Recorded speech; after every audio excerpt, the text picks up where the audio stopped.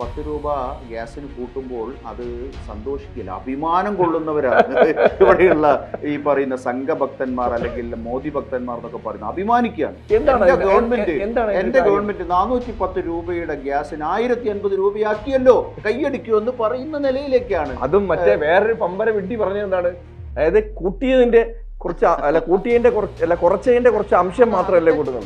10 രൂപ നമ്മളുടെ കയ്യിൽ നിന്ന് കൊള്ളയടിക്കുന്ന രീതിയിലേക്ക് 10 രൂപ എൻ്റെ കയ്യിൽ നിന്ന് കൊള്ളയടിച്ചു എന്ന് പറയാൻ പേടിക്കുന്ന, അതായത് അങ്ങനെയാണ് പറയേണ്ടത്, പേടിക്കുന്ന ഒരു സംഭവം, പേടിക്കുന്ന ഒരു സമൂഹത്തെ ശരിക്കും സംഘപരിവാറുകാർക്ക് മാത്രമേ പറ്റുള്ളൂ.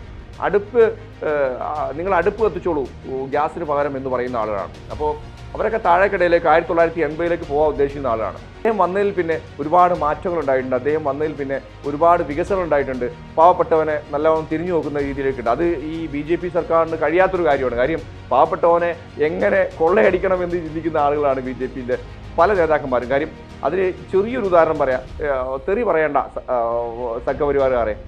ചെറിയൊരു ഉദാഹരണം പറയാം. അതായത് ഗ്യാസിൻ്റെ വില തന്നെ നോക്കിയാൽ 367 രൂപയുള്ള ഗ്യാസ് 1180 എത്തിച്ച ഒരു സർക്കാരിനെ വീണ്ടും വീണ്ടും വരണം എന്ന് പറയുന്ന സംഘപരിവാറിനെ പോലെ ബുദ്ധിയില്ലാത്ത ആളുകളെ ഞാൻ ആദ്യമായിട്ട് കാണും. അതായത് അതുപോലെ തന്നെ അദ്ദേഹത്തെ കരിവാരി തേക്കുകയാണ്, അദ്ദേഹത്തെ ഒതുക്കുകയാണ് എന്നുള്ളൊരു പിക്ചർ ഡൽഹിയിലെ ജനങ്ങളുടെ മുന്നിൽ നല്ലോണം ഉണ്ട്. കാര്യം അതുകൊണ്ടാണ് അദ്ദേഹം തുടർച്ചയായി അവിടെ കൂടുതൽ ഭൂരിപക്ഷം നേടി അധികാരത്തിൽ പിന്നെ വീണ്ടും വരുന്നത്. അത് അപകടമാണ് എന്ന് കണ്ടതുകൊണ്ടാണ് അദ്ദേഹത്തെ ഒതുക്കിയത്. ഈ BJP സർക്കാർ ശരിക്കും എന്താണ് പറയാ, ജനങ്ങൾക്ക് വേണ്ടി ഭരിക്കുകയാണെങ്കിൽ ശരിക്കും ഇത്തരം രീതിയിലേക്ക് പണം കൊടുത്ത് ഒതുക്കുന്ന രീതി എന്ന് പറഞ്ഞാൽ വല്ലാത്തൊരു തട്ടിപ്പല്ലേ. ശരിക്കും അത് ഇലക്ട്രൽ ബോണ്ട് എന്ന് പറയുന്ന സാധനം തന്നെ എന്തൊരു കൊള്ളയാന്ന് മനസ്സിലാക്കണം. ജനങ്ങൾ ശരിക്കും അത് ചർച്ച ചെയ്യപ്പെടേണ്ടതാണ്. രാഹുൽ ഗാന്ധിയെ പുറത്താക്കിയതിൽ നിന്ന് BJPക്ക് 8ന്റെ പണി തന്നെയാണ് കിട്ടിയത്. കാര്യം അദ്ദേഹം പൂർവാധികം ശക്തിയോടെ തിരിച്ചു വന്നു. അതേപോലത്തെ ഒരു അടിയായിരിക്കും കേജ്രിവാൾ പുറത്തിറങ്ങി കഴിഞ്ഞാൽ BJP കിട്ടുന്നത് 8ന്റെ പണിയായിരിക്കും. കാര്യം ഡൽഹിയിൽ ഒരു സീറ്റ് പോലും അവർക്ക് കിട്ടാത്ത സാഹചര്യത്തിൽ ഇപ്പോൾ തന്നെ നമസ്കാരം. കേജ്രിവാളിനെ ഉള്ളിലാക്കിയത് വല്ലാത്ത പണി കിട്ടാനുള്ള സാധ്യത ഉണ്ട് എന്നുള്ളതാണ് പൊതുവിലെ ഒരു അഭിപ്രായം. കാര്യം ഭരണവും ഒക്കെ കയ്യിലുണ്ടെങ്കിൽ എന്തും ആവാം എന്നുള്ള രീതിയിലേക്കുള്ള ഒരു ചിന്തയാണ് ജനങ്ങളുടെ മനസ്സിൽ ഇന്ന് BJPയെ കുറിച്ചുള്ളത് എന്നുള്ളതാണ് വാസ്തവം. കാര്യം ഭരണത്തിൻ്റെ മറവിൽ പല രീതിയിലേക്കും ഒതുക്കുക. അതായത് ED എന്നുള്ളൊരു സംഭവം ശരിക്കും പഴയ കാലത്ത് ഒരു വിലയുണ്ടായിരുന്നു. ശരിക്കും ED എന്നുള്ള സംഭവം ഇപ്പോൾ പൊളിറ്റിക്കൽ ലെവലിന് വേണ്ടി യൂസ് ചെയ്യുക എന്നുള്ള രീതിയിലേക്കൊക്കെ ജനങ്ങൾക്ക് പച്ചയായ സത്യം ആയിട്ട് മാറിയിരിക്കുകയാണ്. കാര്യം എത്രത്തോളം രീതിയിലേക്ക് അടിച്ചമർത്തുന്നോ അത്രത്തോളം രീതിയിലേക്ക് പ്രതികരണം ഉയരും എന്നുള്ളതിന് സാധ്യത വളരെയധികം കൂടുതലാണ്. കേജ്രിവാളിനെ ശരിക്കും ഉള്ളിലിട്ടത് വിനോദ കാഴ്ചപ്പാടിൽ എന്തായിരിക്കും ശരിക്കും? അല്ല, 2 വർഷത്തോളമായി ഡൽഹി രാഷ്ട്രീയത്തിൽ ഇങ്ങനെ ചൂഴ്ന്നു നിൽക്കുന്ന ഒരു കേസാണ് മദ്യനയവുമായി ബന്ധപ്പെട്ട കേസ്. അവിടെ ഗവൺമെൻറ് മേഖലയിൽ പ്രവർത്തിച്ചുകൊണ്ടിരുന്ന മദ്യ വിൽപ്പനശാലകൾക്ക് പകരം സ്വകാര്യ മേഖലയിൽ ധാരാളം ഔട്ട്ലെറ്റുകൾ അനുവദിച്ചതുമായി ബന്ധപ്പെട്ട് അതിനാവശ്യമായ ഒരു നയം ഡൽഹി സർക്കാർ അവലംബിക്കുകയും അതിൻ്റെ അടിസ്ഥാനത്തിൽ അങ്ങനെ ഏതാണ്ട് 1000-ഓളം ഔട്ട്ലെറ്റുകളായി വർദ്ധിക്കുകയും ഒക്കെ ചെയ്ത ഒരു പശ്ചാത്തലത്തിലാണ് ഈ ഒരു വിഷയം ഉയർന്നു വരുന്നത്, മദ്യനയവുമായി ബന്ധപ്പെട്ട കേസ്. അപ്പോൾ അതിൻ്റെ അടിസ്ഥാനത്തിലാണ് ഇപ്പോൾ അരവിന്ദ് കെജ്രിവാളിനെ കഴിഞ്ഞ മാർച്ച് മാസം അറസ്റ്റ് ചെയ്തത്. 2 വർഷത്തോളമായി ആ കേസ് നടക്കുന്നു. അതാണ് സുപ്രീം കോടതി ചോദിച്ചത്, 2 വർഷത്തോളമായ കേസിൽ ഈ ഘട്ടത്തിലാണോ അറസ്റ്റ് നടത്തുന്നത് എന്നൊക്കെ EDയോട് സുപ്രീം കോടതി ചോദിക്കുന്നുണ്ട്. ആ കേസിൻ്റെ ഭാഗമായിട്ട് മനീഷ് സിസോദിയ ഉപമുഖ്യമന്ത്രി ഓൾറെഡി ജയിലിലാണ്. സഞ്ജയ് സിംഗ് AAPയുടെ ഒരു MP, അദ്ദേഹം ജയിലിലായിരുന്നു. അദ്ദേഹം സമീപകാലത്ത് ജാമ്യം ലഭിച്ച് പുറത്തു വന്നിരിക്കുന്നു. അദ്ദേഹമൊക്കെ ശരിക്കും വല്ലാത്ത രീതിയിലേക്ക് കേന്ദ്ര സർക്കാരിനെ വിമർശിച്ചിരുന്നു എന്ന് വേണം പറയാൻ. കേന്ദ്രത്തിന്റെ ശക്തനായ വിമർശകനാണ് സഞ്ജയ് സിംഗ്. ഒക്കെ അദ്ദേഹത്തെ പിടിച്ച് ഉള്ളിലാക്കിയതിന് തക്കതായ കാരണം ശരിക്കും പൊളിറ്റിക്കൽ ലെവലിലേക്ക് ജാമാക്കുക എന്നുള്ള കാര്യം മാത്രമാണെന്നുള്ളത് പബ്ലിക്കായിട്ട്. അതായത് ഡൽഹിയിലുള്ള ഒരാൾ, ഇതിൽ ഇടയ്ക്ക് എടുത്ത് പറയേണ്ട ഒരു വിഷയമുണ്ട്. ഡൽഹിയിലുള്ള ഒരു സുഹൃത്തുമായി ഞാൻ സംസാരിച്ചപ്പം അവിടെയുള്ള ഒരു സംഭവം എന്ന് പറഞ്ഞാൽ ഡൽഹിയിൽ കേജ്രിവാളിന് വലിയൊരു മൈനസ് പോയിന്റ് ഒന്നും ഇല്ലാത്തൊരു രീതിയിലേക്കുണ്ട്. അദ്ദേഹം ജനങ്ങൾക്ക് വേണ്ടി കുറേ പ്രവർത്തനം ചെയ്തിട്ടുണ്ട്. അതുപോലെ തന്നെ അദ്ദേഹത്തെ കരിവാരി തേക്കുകയാണ്, അദ്ദേഹത്തെ ഒതുക്കുകയാണ് എന്നുള്ളൊരു പിക്ചർ ഡൽഹിയിലെ ജനങ്ങളുടെ മുന്നിൽ നല്ലോണം ഉണ്ട്. കാര്യം അദ്ദേഹം വന്നതിൽ പിന്നെ ഒരുപാട് മാറ്റങ്ങൾ ഉണ്ടായിട്ടുണ്ട്. അദ്ദേഹം വന്നതിൽ പിന്നെ ഒരുപാട് വികസനം ഉണ്ടായിട്ടുണ്ട്. പാവപ്പെട്ടവനെ നല്ലവണ്ണം തിരിഞ്ഞു നോക്കുന്ന രീതിയിലേക്കുണ്ട്. അത് ഈ BJP സർക്കാരിന് കഴിയാത്തൊരു കാര്യമാണ്. കാര്യം പാവപ്പെട്ടവനെ എങ്ങനെ കൊള്ളയടിക്കണം എന്ന് ചിന്തിക്കുന്ന ആളുകളാണ് BJPയുടെ പല നേതാക്കന്മാരും. കാര്യം അതിന് ചെറിയൊരു ഉദാഹരണം പറയാം, തെറി പറയേണ്ട സംഘപരിവാറുകാരെ. ചെറിയൊരു ഉദാഹരണം പറയാം. അതായത് ഗ്യാസിൻ്റെ വില തന്നെ നോക്കിയാൽ 367 രൂപയുള്ള ഗ്യാസ് 1180 എത്തിച്ച ഒരു സർക്കാരിനെ വീണ്ടും വീണ്ടും മരണം എന്ന് പറയുന്ന സംഘപരിവാറിനെ പോലെ ബുദ്ധിയില്ലാത്ത ആളുകളെ ഞാൻ ആദ്യമായിട്ട് കാണാം. അതായത് 10 രൂപ നമ്മളുടെ കയ്യിൽ നിന്ന് കൊള്ളയടിക്കുന്ന രീതിയിലേക്ക് 10 രൂപ എൻ്റെ കയ്യിൽ നിന്ന് കൊള്ളയടിച്ചു എന്ന് പറയാൻ പേടിക്കുന്ന, അതായത് അങ്ങനെയാണ് പറയുന്നത്, പേടിക്കുന്ന ഒരു സംഭവം, പേടിക്കുന്ന ഒരു സമൂഹത്തെ ശരിക്കും സംഘപരിവാറുകാർക്ക് മാത്രമേ പറ്റുള്ളൂ. നിങ്ങൾ അടുപ്പ് കത്തിച്ചോളൂ ഗ്യാസിന് പകരം എന്ന് പറയുന്ന ആളുകളാണ്. അപ്പോൾ അവരൊക്കെ താഴേക്കിടയിലേക്ക് 1980 പോകാൻ ഉദ്ദേശിക്കുന്ന ആളാണ്. എത്ര വിലവർദ്ധനയെ കുറിച്ച് പറഞ്ഞു കഴിഞ്ഞാൽ അപ്പോൾ പറയും, നിങ്ങൾ എന്തിനാണ് ഗ്യാസ് ഉപയോഗിക്കുന്നത്, അടുപ്പ് കത്തിച്ചൂടെ, എന്താണ് ഇവർക്ക് ബുദ്ധി നശിക്കുകയാണെന്ന് എനിക്ക് അറിയാൻ പറ്റില്ല. അപ്പോൾ പറയാം, ഒട്ടേറെ ക്ഷേമ പ്രവർത്തനങ്ങൾ നടപ്പാക്കിയതിൻ്റെ പേരിൽ അരവിന്ദ് കെജ്രിവാൾ മുന്നോട്ട് വെച്ച പൊളിറ്റിക്സ് തന്നെ അതാണല്ലോ, ക്ഷേമ രാഷ്ട്രീയം എന്നുള്ളതാണ്. അപ്പോൾ ആ ഒരു വെൽഫെയർ പൊളിറ്റിക്സ് മുന്നോട്ട് വെച്ച് അധികാരത്തിൽ വന്ന അരവിന്ദ് കെജ്രിവാളിനെ സംബന്ധിച്ചിടത്തോളം നേരത്തെ ബാബു പറഞ്ഞതുപോലെ ഒട്ടേറെ ജനക്ഷേമകരമായിട്ടുള്ള പദ്ധതികൾ നടപ്പാക്കിയതിൻ്റെ ഒരു അംഗീകാരം ജനങ്ങളുടെ ഇടയിലുണ്ട് എന്നുള്ളത് വസ്തുതയാണ്. അതുകൊണ്ടാണ് അദ്ദേഹം തുടർച്ചയായി അവിടെ കൂടുതൽ ഭൂരിപക്ഷം നേടി അധികാരത്തിൽ പിന്നെ വീണ്ടും വരുന്നത്. അത് അപകടമാണ് എന്ന് കണ്ടതുകൊണ്ടാണ് അദ്ദേഹത്തെ ഒതുക്കിയത്. അല്ല, അത് ഒക്കെ BJP സഹിച്ചു. അവിടുത്തെ ഗവർണർ ഉപയോഗിച്ചുകൊണ്ടൊക്കെ പൂട്ടി, അങ്ങനെയൊക്കെ അവരങ്ങനെ സഹിച്ചു പോവുകയാണ്.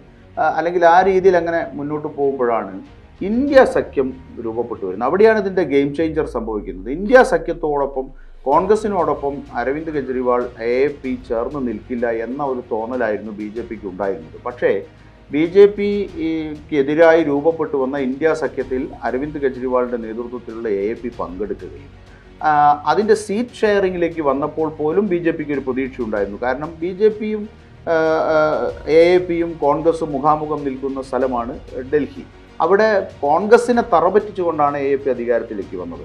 അങ്ങനെയുള്ള കോൺഗ്രസുമായി AAPക്ക് ഒരു സഖ്യമുണ്ടാക്കാൻ കഴിയില്ല എന്നുള്ള നിലയായിരുന്നു അവർക്കുണ്ടായിരുന്നത്. അതുവരെ ഉണ്ടായിരുന്നത് അതായിരുന്നു ഉണ്ടായിരുന്നത്. പക്ഷേ അതെല്ലാം ഒരൊറ്റ വളരെ വേഗത്തിൽ, എനിക്ക് തോന്നുന്നു ഇന്ത്യ മുന്നണിയിലെ ഏതെങ്കിലും ഘടകകക്ഷിയുമായിട്ടുള്ള ഒരു സീറ്റ് ഷെയറിംഗ് പ്രോസസ്സ് വളരെ എളുപ്പത്തിൽ നടന്നത് എനിക്ക് തോന്നുന്നു AAPയുമായിട്ടുള്ളതാണ് എന്ന് തോന്നുന്നു. അതിൽ പഞ്ചാബ് ഒരു എക്സെപ്ഷനാണ്, കാരണം അവർ പരസ്പരം ഏറ്റുമുട്ടുന്നു. എന്നാൽ പോലും ഇന്ത്യ സഖ്യത്തിന്റെ മാനദണ്ഡം അതാണല്ലോ മുന്നോട്ട് വെച്ചത്. അല്ല, അവർ ആദ്യം ഒന്ന് മാറി നിന്നെങ്കിൽ പോലും അവരുടെ ഒരു കാഴ്ചപ്പാട് ശരിയായിരുന്നു എന്ന് വേണം പറയാൻ. കാര്യം ആദ്യം ഒന്ന് മാറി നിൽക്കാൻ ശ്രമിച്ചായിരുന്നു. ഇന്ത്യ സഖ്യം പറഞ്ഞത് എന്താണ്, പരസ്പരം ഏറ്റുമുട്ടിയാലും BJP അധികാരത്തിലേക്ക് അല്ലെങ്കിൽ കൂടുതൽ സീറ്റ് സ്കോർ ചെയ്യില്ല എന്ന സംസ്ഥാനങ്ങളിൽ, ഇപ്പോൾ കേരളത്തിലും ഇന്ത്യ സഖ്യത്തിന് കക്ഷികൾ പരസ്പരം മത്സരിക്കുന്ന ന്യായം അതാണ്. അതേ ന്യായമാണ് പഞ്ചാബിലുള്ളത്. പക്ഷേ ഡൽഹിയിൽ ഇവർ പരസ്പരം ഏറ്റുമുട്ടിയാൽ BJP കഴിഞ്ഞ തവണത്തേതുപോലെ 7 സീറ്റിലും ജയിച്ചു വരുമെന്നുള്ളത് കൊണ്ട് അവർ ഒരുമിച്ച് നിൽക്കാൻ വേണ്ടി തീരുമാനിച്ചപ്പോഴാണ് ഡൽഹിയിൽ ഇങ്ങനെ പോയാൽ പറ്റില്ല, 7 സീറ്റും നഷ്ടപ്പെടാവുന്ന സാഹചര്യമാണ് മുന്നിലുള്ളത്. അത് മാത്രവുമല്ല, അരവിന്ദ് കെജ്രിവാളിൻ്റെ കഴിഞ്ഞ കാലത്തെ AAPയുടെ പിന്നെ ഒരു വളർച്ചയുണ്ട്. ഒരു ദേശീയ പാർട്ടി എന്നുള്ള നിലയിലേക്ക് അത് വളരുകയും ഗുജറാത്തിൽ തെരഞ്ഞെടുപ്പിൽ വലിയ തോതിൽ സാന്നിധ്യം അറിയിക്കുകയും ഹരിയാനയിൽ രാഷ്ട്രീയമായി വളർന്നു വരികയും ചെയ്യുന്ന, അങ്ങനെ തുടങ്ങി മറ്റു സംസ്ഥാനങ്ങളിൽ 2 അധികാരത്തിലുള്ള സംസ്ഥാനങ്ങൾ കൂടാതെ കൂടുതൽ സംസ്ഥാനങ്ങളിൽ വേരോട്ടം ഉണ്ടാക്കാൻ കഴിയുന്ന നിലയിലേക്ക് AAP മാറുന്നത് BJP കാണുന്നുണ്ട്. അപ്പോൾ ഇതെല്ലാം വടക്കേ ഇന്ത്യയിൽ ഹിന്ദി ഹൃദയഭൂമിയിൽ BJPയുടെ സാധ്യതകൾക്ക് വലിയ തോതിൽ മങ്ങലേൽക്കും, പണി കൊടുക്കുമെന്ന് മനസ്സിലാക്കിയിട്ടാണ് BJP എന്ത് ചെയ്യുന്നത്, അരവിന്ദ് കെജ്രിവാളിന് ഈ വിഷയത്തിലേക്ക് പൂട്ടുന്നത് 2 കൊല്ലത്തിന് ശേഷമാണ്. ആ കേസ് ഒരു പക്ഷേ അതിൻ്റെ പ്രോസസ്സിൽ നടക്കട്ടെ. ഇപ്പോൾ കേസ് ഉണ്ടാകുമ്പോൾ ആ കേസിൽ ആരും പ്രതി ചേർക്കപ്പെടാൻ പാടില്ല, അതിൽ കുറ്റവാളികളാവാൻ പാടില്ല എന്നൊന്നുമില്ല. പക്ഷേ അരവിന്ദ് കെജ്രിവാളിനെ അറസ്റ്റ് ചെയ്യാനെടുത്ത സമയത്തിൻ്റെ ഒരു അസ്വാഭാവികതയുണ്ട്. തെരഞ്ഞെടുപ്പ് പ്രഖ്യാപിച്ച ഇന്ത്യയിലാണ് ഒരു ദേശീയ രാഷ്ട്രീയ കക്ഷിയുടെ കമാൻഡറായിട്ടുള്ള, അതിൻ്റെ അധിപനായിട്ടുള്ള അരവിന്ദ് കെജ്രിവാളിനെ അറസ്റ്റ് ചെയ്യുന്നത്. അവിടെയാണ് അതിൻ്റെ പ്രശ്നമുള്ളത്. അതെങ്ങനെയാണ് അറസ്റ്റ് ചെയ്യുന്നത്? ഈ കേസിൽ പ്രതി ചേർക്കപ്പെട്ട അരബിന്ദോ ഫാർമയുടെ ഉടമയായ ശരത്ചന്ദ്ര റെഡ്ഡിയെ മാപ്പുസാക്ഷിയാക്കിയാണ്. പ്രതിയാണ് അയാൾ. എങ്ങനെയാണ് മാപ്പുസാക്ഷിയാക്കുന്നത്? അതിനും ഒരു അടിസ്ഥാനമുണ്ട്, ഒരു കാരണമുണ്ട്. ഇലക്ട്രൽ ബോണ്ടിനെ സംബന്ധിച്ചിപ്പോൾ സുപ്രീം കോടതി തള്ളിക്കളഞ്ഞ് നിയമമുണ്ടല്ലോ. ആ നിയമത്തിൻ്റെ അടിസ്ഥാനത്തിൽ ഈ അരബിന്ദോ ഫാർമയുടെ ഉടമ ശരത്ചന്ദ്ര റെഡ്ഡി 59.5 കോടി രൂപ BJPക്ക് അങ്ങോട്ട് കൊടുക്കുകയാണ് അവരുടെ അക്കൗണ്ടിലേക്ക്. 59.5 കോടി രൂപ ശരത്ചന്ദ്ര റെഡ്ഡി കൊടുക്കുന്നതോടുകൂടി അയാൾ പ്രതിസ്ഥാനത്ത് നിന്ന് മാപ്പുസാക്ഷിയായി മാറുകയാണ്. എന്തൊരു കഷ്ടം എന്ന് ആലോചിച്ച് നോക്കുക. കാര്യം അതായത് നമ്മൾ എപ്പോഴും എടുത്തു പറയേണ്ട വിഷയം ജനാധിപത്യം എന്നൊന്നുണ്ട് അല്ലേ. ഈ BJP സർക്കാർ ശരിക്കും എന്താണ് പറയാ, ജനങ്ങൾക്ക് വേണ്ടി ഭരിക്കുകയാണെങ്കിൽ ശരിക്കും ഇത്തരം രീതിയിലേക്ക് പണം കൊടുത്ത് ഒതുക്കുന്ന രീതി എന്ന് പറഞ്ഞാൽ വല്ലാത്തൊരു തട്ടിപ്പല്ലേ ശരിക്കും. അത് ഇലക്ട്രൽ ബോണ്ട് എന്ന് പറയുന്ന സാധനം തന്നെ എന്തൊരു കൊള്ളയാന്ന് മനസ്സിലാക്കണം. ജനങ്ങൾ ശരിക്കും അത് ചർച്ച ചെയ്യപ്പെടേണ്ടതാണ്. നേരത്തെ ബാബു പറഞ്ഞല്ലോ 10 രൂപ ഗ്യാസിന് കൂട്ടുമ്പോൾ അത് സന്തോഷിക്കില്ല, അഭിമാനം കൊള്ളുന്നവരാണ് ഇവിടെയുള്ള ഈ പറയുന്ന സംഘഭക്തന്മാർ അല്ലെങ്കിൽ മോദി ഭക്തന്മാർ എന്നൊക്കെ പറയുന്നത്. അഭിമാനിക്കുകയാണ്. എന്താണ് എന്റെ ഗവൺമെന്റ് 410 രൂപയുടെ ഗ്യാസിന് 1080 രൂപയാക്കിയല്ലോ, കൈയടിക്കുമെന്ന് പറയുന്ന നിലയിലേക്കാണ്. അതും മറ്റേ വേറൊരു പമ്പര വിഡ്ഢി പറഞ്ഞത് എന്താണ്, അതായത് കൂട്ടിയതിന്റെ കുറച്ചതിന്റെ കുറച്ച് അംശം മാത്രമല്ലേ കൂട്ടുന്നത്. എത്ര അഭിമാനത്തോടു കൂടിയാ പറയുന്നത്. അതേ ഞാൻ പറയുന്നത് നിയമവാഴ്ചയുള്ള രാജ്യത്താണ് ഇത് നടക്കുന്നത്. 0.5% ആണ് കൺവിക്ഷൻ റേറ്റ് EDയുടെ. എന്ത് വിലയാണ് അതിനുള്ളത്? ഈ പറയുന്ന BJP ഗവൺമെന്റിന്റെ വേട്ടപ്പട്ടികൾ എന്നല്ലാതെ അതിന് വളരെ ലളിതമായി മറ്റൊരു വാക്ക് പ്രയോഗിക്കാൻ കഴിയില്ല. ED എന്ന് പറയുന്ന രാജ്യത്തെ സാമ്പത്തിക സുരക്ഷിതത്വത്തിന് വേണ്ടി രൂപീകരിക്കപ്പെട്ട ഒരു ഏജൻസി, വളരെ റെപ്യൂട്ടഡ് ആയിട്ടുള്ള ഒരു ഏജൻസി, ഇത്തരത്തിൽ ഈ പറയുന്ന തെരുവ് ഗുണ്ടകളെ പോലെ പ്രവർത്തിക്കുന്ന, അടിയാളുകളെ പോലെ പ്രവർത്തിക്കുന്ന ഒരു സാഹചര്യം തരം താഴ്ന്ന ഇന്ത്യയിൽ ഉണ്ടായത് BJPയുടെ ഗവൺമെന്റിന്റെ കാലത്താണ്. ഏജൻസികളെയൊക്കെ ഭരണകൂടങ്ങളൊക്കെ ഉപയോഗിക്കാറുണ്ട്, പക്ഷേ ഇത്രയേറെ ഉപയോഗിക്കില്ല. അങ്ങനെയുണ്ടല്ലോ, ഇത്രയും അങ്ങോട്ട് പോകാൻ പറ്റുമോ? അങ്ങനെ 59.5 കോടി രൂപ കൈപ്പറ്റിയ ഇയാളെ കൊണ്ട് മാപ്പ് സാക്ഷിയാക്കി ഒരു വരി അരവിന്ദ് കെജ്രിവാൾ എന്ന പേര് അയാളുടെ മൊഴിയിലൂടെയാണ് ആദ്യം പുറത്തു വരുന്നത്. 2 കൊല്ലമായ കേസാണ്. അയാളുടെ മൊഴിയിലൂടെ പുറത്തു. അതാണ് അരവിന്ദ് കെജ്രിവാൾ പറഞ്ഞത് ഈ അറസ്റ്റ് നിയമവിരുദ്ധമാണ്. അതിലെനിക്ക് വളരെ സന്തോഷം തോന്നിയൊരു കാര്യം, അതൊക്കെ അല്ല, നമ്മൾ ഈ കേസിൽ ഏറ്റവും പ്രധാനപ്പെട്ട കാര്യം, സുപ്രീം കോടതി ഇപ്പം പരിഗണിക്കുന്ന ജാമ്യം ആരപേക്ഷിച്ചതാണ്? ആരും അപേക്ഷിച്ചിട്ടില്ല. അവിടെയാണ് അതിൽ അരവിന്ദ് കെജ്രിവാളിനെ സംബന്ധിച്ചിടത്തോളം അദ്ദേഹത്തിന്റെ ഒരു ഫൈറ്റിന്റെ സ്വഭാവം നൽകുന്നത്. അദ്ദേഹം പറഞ്ഞു എനിക്ക് ജാമ്യമൊന്നും വേണ്ട, നിങ്ങൾ എന്താ ജാമ്യം എടുക്കാതെ, എനിക്ക് ജാമ്യം വേണ്ട, ഈ കേസ് തള്ളണം എന്നാണ് എൻ്റെ ആവശ്യം. ഇതാണ് കോടതിയോട് അദ്ദേഹത്തിന്റെ പ്രയർ അതാണ്. കോടതി ചോദിക്കുന്നു കേസ് തള്ളുന്നതിന് കാരണം നടപടിക്രമങ്ങളുണ്ട്, അതിന് ഇടയ്ക്ക് ഇദ്ദേഹത്തിന് ഇടക്കാല ജാമ്യം കൊടുക്കരുതോ എന്ന് കോടതി ഇങ്ങോട്ട് ചോദിക്കുകയാണ്. ഇതിപ്പോ ഈ ജാമ്യം കിട്ടുവാണെങ്കിൽ BJP കേൾക്കുന്ന രണ്ടാമത് അടിയായിരിക്കും. കാര്യം രാഹുൽ ഗാന്ധിയെ ഒന്ന് പുറത്താക്കിയില്ലേ, അതൊരു അടി കിട്ടിയതാ ശരിക്കും. രാഹുൽ ഗാന്ധിയെ പുറത്താക്കിയതിൽ നിന്ന് BJPക്ക് 8ന്റെ പണി തന്നെയാണ് കിട്ടിയത്. കാര്യം അദ്ദേഹം പൂർവാധികം ശക്തിയോടെ തിരിച്ചു വന്നു. അതേപോലത്തെ ഒരു അടിയായിരിക്കും കേജ്രിവാൾ പുറത്തിറങ്ങി കഴിഞ്ഞാൽ BJP കിട്ടുന്നത് 8ന്റെ പണിയായിരിക്കും. കാര്യം ഡൽഹിയിൽ ഒരു സീറ്റ് പോലും അവർ കിട്ടാത്ത സാഹചര്യത്തിൽ കാര്യം കേജ്രിവാളിനെ മനഃപൂർവ്വം വേട്ടയാടുകയാണ് എന്നുള്ളൊരു പിക്ചർ ശരിക്കും ഡൽഹിക്കാർക്കുണ്ട്. അപ്പോൾ മാത്രമല്ല പൊതുവെ അപ്പോൾ എന്തായാലും ശരിക്കും കേജ്രിവാൾ പുറത്തിറങ്ങിയാൽ, ജാമ്യം കൊണ്ടെങ്കിലും പുറത്തിറങ്ങിയാൽ അദ്ദേഹം വിജയിച്ചു എന്ന് വേണം പറയാൻ അല്ലേ? തീർച്ചയായിട്ടും. കാരണം എന്താണെന്ന് വെച്ചാൽ ഞാൻ പറഞ്ഞല്ലോ, സുപ്രീം കോടതി ഇങ്ങോട്ട് ആവശ്യപ്പെടുകയാണ്.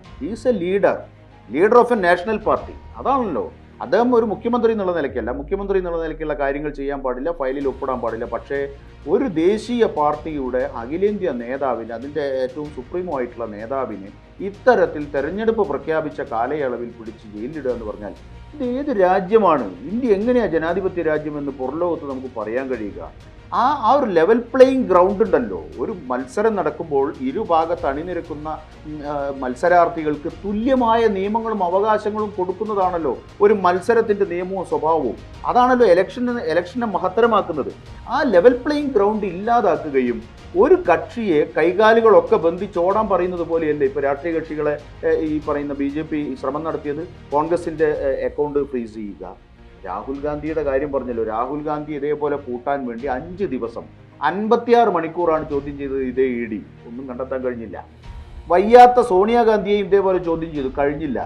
ഒടുവിൽ ഒരു കേസിന്റെ അടിസ്ഥാനത്തിൽ അദ്ദേഹത്തെ MP സ്ഥാനത്തേക്ക് ക്യാപിറ്റൽ പണിഷ്മെന്റ് കൊടുക്കും. ആ കേസിൽ കൊടുക്കാവുന്ന ക്യാപിറ്റൽ പണിഷ്മെന്റ് 2 കൊല്ലം കൊടുക്കുകയാണ് അദ്ദേഹത്തിന് MP സ്ഥാനം തട്ടുന്നതിന് വേണ്ടി. സുപ്രീം കോടതി അല്പമെങ്കിലും ഈ പറയുന്ന തരത്തിലുള്ള കാര്യങ്ങളിൽ പ്രതിരോധിക്കുന്നതിന് വേണ്ടി മുന്നോട്ട് വരുന്നുണ്ട് എന്നത് വളരെ ശുഭോദർക്കമായ കാര്യമാണ്. അത് താനേ വരുന്നതല്ല എന്നുകൂടി മനസ്സിലാക്കണം ശ്രീ ബാബു. ഇന്ത്യയുടെ രാഷ്ട്രീയ സ്വഭാവത്തിന് വരുന്ന മാറ്റത്തെ കോടതിയും കാണാതിരിക്കുന്നില്ല എന്നുള്ളതാണ്. ഈ തെരഞ്ഞെടുപ്പ് 2-3 ഘട്ടങ്ങളിലൂടെ പുരോഗമിക്കുമ്പോൾ BJP അവരുടെ എല്ലാ മുദ്രാവാക്യങ്ങളും അവകാശവാദങ്ങളും ചുരുട്ടിക്കെട്ടിയിരിക്കുന്നു. ആ BJP ഇപ്പോൾ കേവല ഭൂരിപക്ഷത്തിൽ പോലും എത്തില്ല എന്ന നിലയിലേക്ക് പല മാധ്യമങ്ങളും പല രാഷ്ട്രീയ നിരീക്ഷകരും ഒക്കെ സംസാരിക്കാൻ തുടങ്ങിയിരിക്കുന്നു. അതിൻ്റെ ഒരു സ്വഭാവം, അതിൻ്റെ ഒരു പ്രതിഫലനം കോടതിയിലും കാണുന്നു എന്നാണ് എനിക്ക് തോന്നുന്നത്. ഈ പറയുന്ന ജാമ്യം നൽകുന്നതിനാവശ്യമായ നടപടികൾ കോടതി തന്നെ മുൻകൈയെടുത്ത് നടപ്പാക്കുന്നതിലൂടെ അതാണ് കോടതി പ്രതിനിധീകരിക്കുന്നത് എന്നാണ് ഞാൻ മനസ്സിലാക്കുന്നത്. തീർച്ചയായും കേജ്രിവാൾ പുറത്തിറങ്ങുന്നതിന് മുമ്പ് തന്നെ കോടതി എന്തോ പറഞ്ഞിട്ടുണ്ട്. അതായത് മുഖ്യമന്ത്രിയായിട്ടിരിക്കാൻ കഴിയില്ല, പക്ഷെ ഒരു പാർട്ടിയുടെ വക്താവായിട്ടിരിക്കാൻ കഴിയും എന്നുള്ളതാണ്. അത് തന്നെയായിരിക്കും അദ്ദേഹത്തിന് ഏറ്റവും കൂടുതൽ പ്രാധാന്യം ഉണ്ടാവുക. ശരിക്കും മുഖ്യമന്ത്രി സ്ഥാനത്തിന് അപ്പുറത്തേക്ക് ഇത്തവണയും ആം ആദ്മി പാർട്ടി അല്ലെങ്കിൽ ഇന്ത്യ എന്ന സഖ്യത്തിന്റെ കൂടെ നിന്ന് അദ്ദേഹം പ്രവർത്തിക്കുക എന്നുള്ളതായിരിക്കും അദ്ദേഹത്തിന്റെ ഒരു തീരുമാനം. കാരണം പരസ്പരം ഏറ്റുമുട്ടലുകളൊക്കെ മുൻപ് നടന്നിട്ടുണ്ടെങ്കിൽ പോലും കേജ്രിവാളിനെ ഇത്ര തളച്ചിടുമെന്ന് അദ്ദേഹം പ്രതീക്ഷിച്ചില്ല. ശരിക്കും അദ്ദേഹത്തെ തളച്ചിടുന്നത് ശരിക്കും 100% പ്രതികാരം കൊടുക്കും. BJPക്ക് എന്തായാലും ഒരു തിരിച്ചടി ഉണ്ടാവും എന്നുള്ളത് ഉറപ്പാണ്. രക്തസാക്ഷി പരിവേഷമാണ് ഇപ്പൊ ഉള്ളതെങ്കിലും അദ്ദേഹം തിരിച്ചൊരു മറുപടി കൊടുക്കും എന്നുള്ളത് അദ്ദേഹത്തിന്റെ കൂടെ.